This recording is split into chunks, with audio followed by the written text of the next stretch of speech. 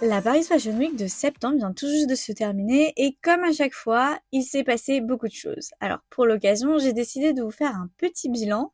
J'espère que vous êtes prêts.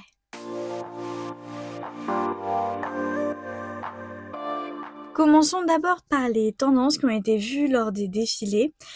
Évidemment, on va parler du costume qui est bel et bien de retour pour le printemps-été 2025, ainsi que les silhouettes masculines. Ça a été vu chez Saint Laurent, notamment porté par Bella Hadid, et on y reviendra tout à l'heure, par Stella McCartney aussi, Louis Vuitton et bien d'autres maisons de mode. Il y a aussi eu le retour de la culotte, notamment chez Miu Miu, Stella McCartney. Les accessoires aussi, qui reprennent le dessus sur les silhouettes avec les sacs qui sont encore plus accessoirisés que les silhouettes et des lunettes XXL comme on a pu le voir chez Chloé aussi. Il y a aussi la superposition et la transparence qui sont une nouvelle fois de retour. Ça a été vu chez Cécilie Bassen, Hermès, Victoria Beckham, Nicolo Pasqualetti ou encore Acne Studio.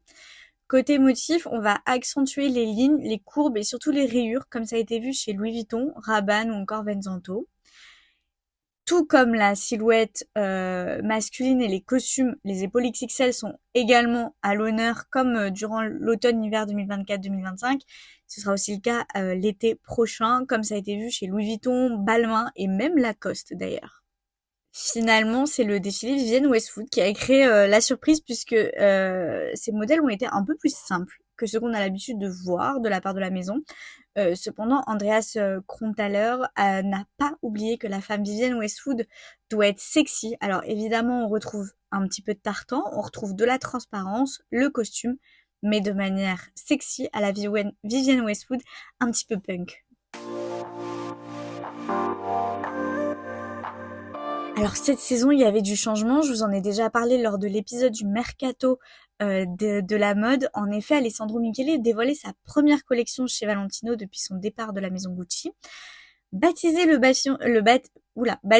pavillon des folies, pardon, Alessandro Michele a su mettre en avant sa créativité avec ses motifs, son layering et les couleurs qu'il adore. Et tout cela devant Damiano David ou encore Harry Styles, des amis qu'il a lui de longue date, comme je le disais dans l'épisode que j'ai fait spécialement sur Alessandro Michele, c'est l'ami des célébrités, l'ami d'Hollywood, et il l'a su le montrer avec ce premier défilé en faisant venir Harry Styles à la Paris Fashion Week, une première dans la carrière du chanteur des One Direction. De son côté, Chanel présentait également sa première collection sans Virginie Viard et sans directeur artistique tout court en fait. Ce sont donc les studios de la maison qui ont imaginé ce show qui s'est déroulé au Grand Palais pour la première fois depuis 3 ans puisque le Grand Palais était en rénovation. Et donc pour l'occasion, Raleigh Keough a donc chanté sur une balançoire dans une cage à oiseaux pour rappeler la poésie propre à la maison qui nous a fait également penser à Vanessa Paradis. Alors évidemment, beaucoup, dont moi, je plaide coupable, pensaient qu'à la fin du défilé, il y aurait une petite annonce surprise pour annoncer le nouveau directeur artistique. Et malheureusement, ça n'a pas été le cas. On ne connaît toujours pas le nom du nouveau directeur artistique, ni même s'il y en a un qui a été nommé. Donc, ça se fait un petit peu attendre. La maison a cependant assuré à la presse en marge du défilé que la nomination aura lieu avant Noël 2024. Donc, j'espère en tout cas que ça ne va pas trop tarder.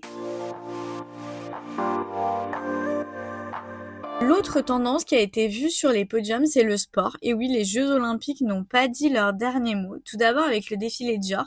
Face aux invités, l'artiste et athlète Sag Napoli a célébré l'esprit Amazone des femmes et a enchaîné les tirs à l'arc précis pendant toute la durée du défilé, en fait, et les mannequins marchaient autour d'elle. Alors, comment évidemment ne pas penser aux événements sportifs qui ont eu lieu à Paris cet été, surtout que Brigitte Macron était aux premières loges de ce défilé.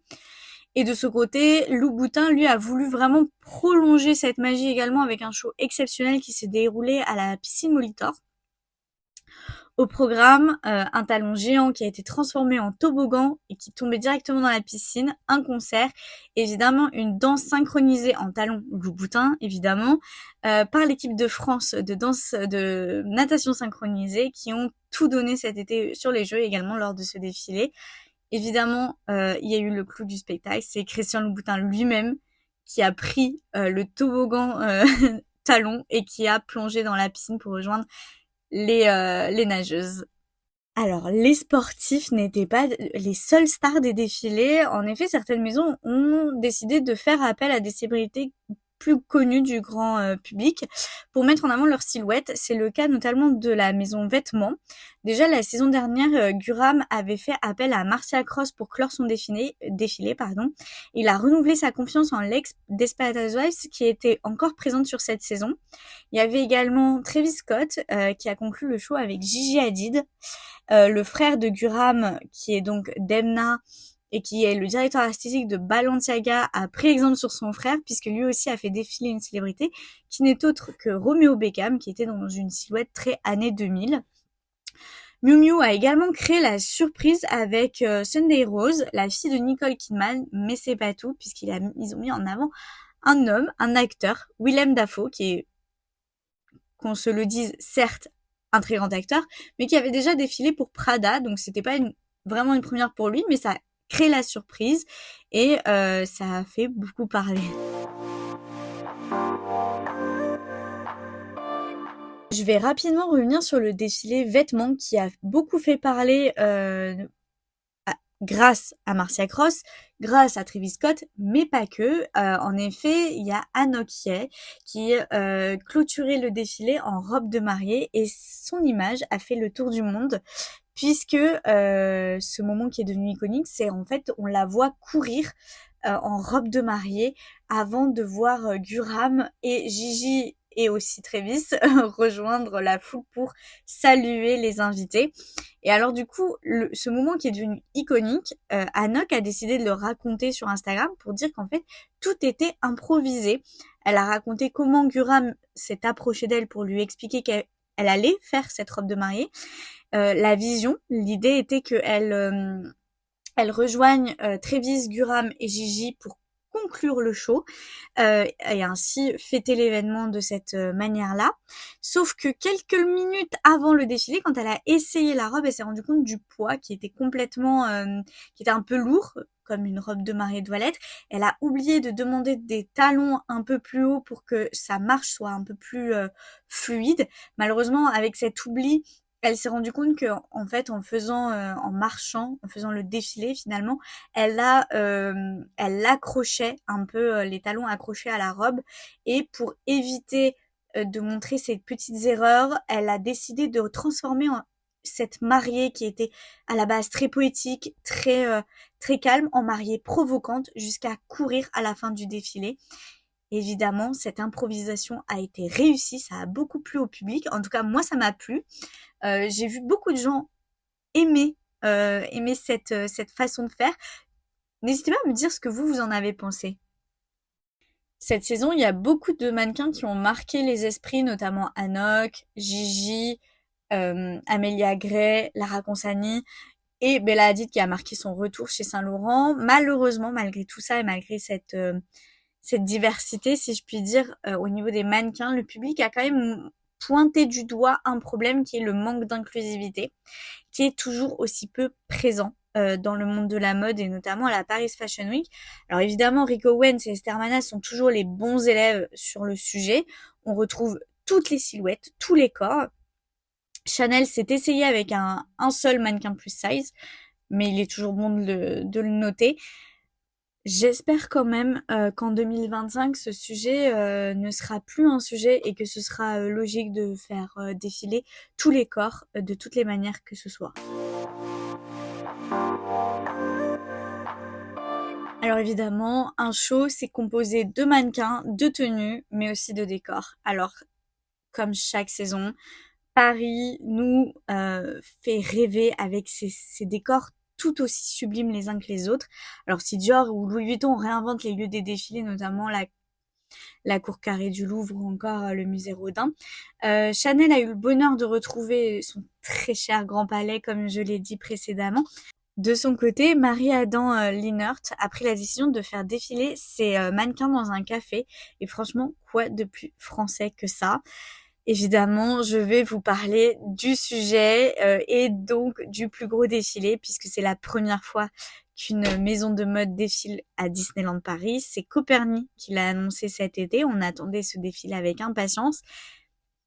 le lieu n'a pas manqué de nous réjouir et de nous faire rêver, puisque en fait, le défilé s'est terminé avec un feu d'artifice magnifique sur le château de la Belle au Bois dormant, sachant qu'il y avait des lumières qui mettaient aussi en avant les jeux de lumière mettaient aussi en avant les tenues, les silhouettes. Alors même si Mickey et Minnie n'ont pas défilé, la magie du lieu a su se transmettre même pour ce défilé.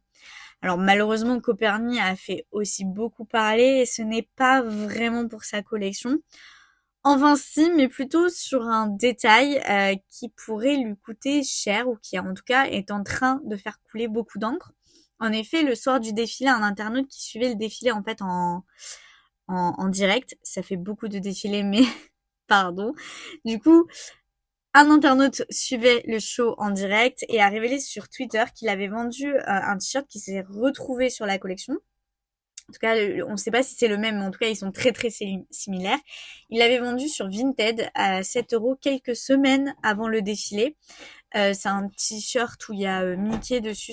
Il me semble même que c'est du merch Disneyland Paris.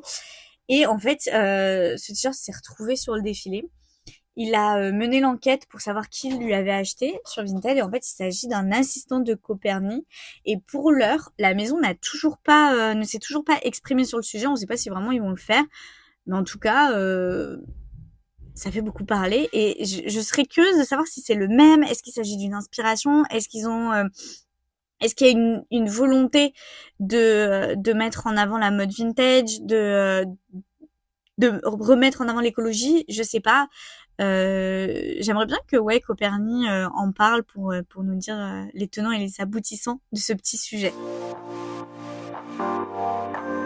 Alors, parmi les autres nouvelles de cette Fashion Week, vous pouvez déjà retrouver les coulisses du défilé Margiela par John Galliano sur YouTube grâce à un documentaire inédit qui s'inspire de l'univers du créateur et qui donne toutes les coulisses du dernier show, qui est très très très intéressant, je vous le recommande.